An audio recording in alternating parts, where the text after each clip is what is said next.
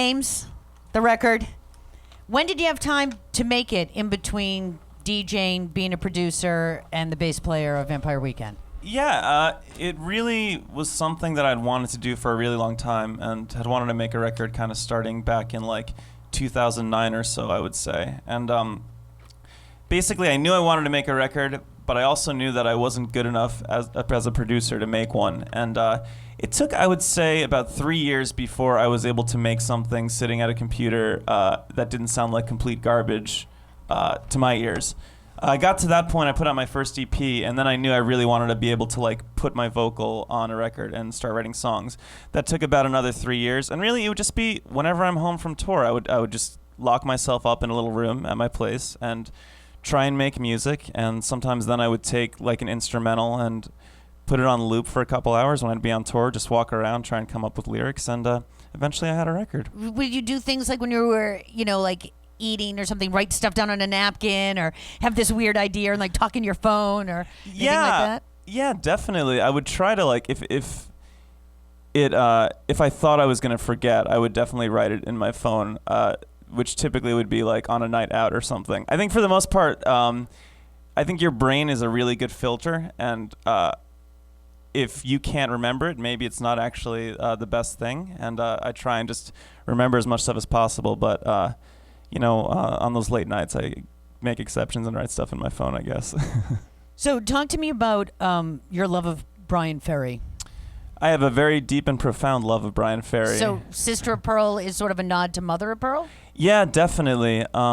I guess I came to Roxy Music a little bit later, in my mid-20s, and there was just something so cool, the style, the aesthetic, the way all the album covers look, and especially the vocal performance, because I think he would probably agree it's not necessarily the most technical singing, but there's so much attitude and swagger and vibe. He's a crooner. Big time. It's like he's the whole package. Absolutely, absolutely. And it's just such a strong vibe. And I wanted to try and write a song that was, I guess, a tribute to him and David Bowie as well, they're probably my two favorite songwriters, and that's kind of what I was going for with Sister of Pearl. And were you channeling a little sound and vision on your record as well? Yeah, definitely. Oh, that's such a good song, and the guitar is so good on that. Yeah, definitely. Bowie's one of my favorites, and what a sad circumstance we're in now. But what a legacy he left for everybody. Absolutely. And so the first concert you went to was Kramer? Yes. How old were you? I was 9 years old, and it was a triple bill. It was at Jones Beach in Long Island, and I love this question. I don't get to talk about this enough, but it was a triple bill. It was Kramer into Gin Blossoms into Spin Doctors. Wow. And it was awesome. It was the first time going to a concert, and the sensation of feeling a really loud kick drum and bass in my chest, I had never felt it before, so it's kind of funny that the first time was a Kramer show when I was 9 years old, but I loved it, and I loved going to concerts ever since then. Have you ever met Dave Lowry and told him that story? No, I've listened to some really good long-form interviews. He's a really interesting guy. I'd love to meet him. I think he would be cool. He'd be like, he would probably. I thought you were gonna say, I think he's here right now. I'll call him. Yeah. No, but he would love that story. Yeah. And then tell me, you used to go to bed to the Pixies every night?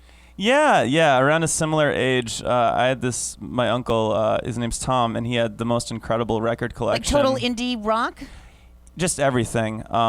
So it was very cool. He had this incredible record collection, and one Christmas, he's like, yeah, I never play these anymore. You can have any record you want. The one rule is you can't sell any of them. And I was really, really down with that. And he had first pressings of Can records, every Bowie record, just all the good and maybe expensive stuff that's in my record collection is just because my uncle was a music maniac, always buying stuff. And when I was, I guess, 9 or 10, he gave me Doolittle one year for Christmas, and I would just listen to Debaser on loop before going to sleep, and I think I would get a little bit too excited because it's such an incredible song and sleep a bit less, but it was worth it.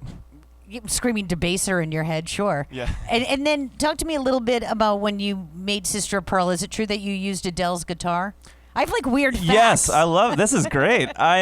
So Sister of Pearl. It's like kind of the one song with acoustic guitar on it, and I made this record mostly at home, but I did a couple weeks in XL Studio in London, and there was a guitar sitting around, and just picked it up and laid it on the track. And it was just sitting there, and about a week later, the studio manager came in and said, "Hey, have any of you guys seen Adele's guitar?" And I realized I just, used it without her permission on my track. But it's pretty cool. But did I hear that you wanted to call it Sister Pearl using Adele's Oh yeah, guitar? that's my a little bit of my dad joke-ish, but like writing Sister of Pearl featuring Adele's guitar on it. But my lawyers said no. She might, yeah. Then she'd know who used it. Yeah, exactly. She might get mad. So tell me what's up with you. So you're touring, and then what? Yeah, I'm on tour right now. We're about a week into what's a 2-week U.S. tour.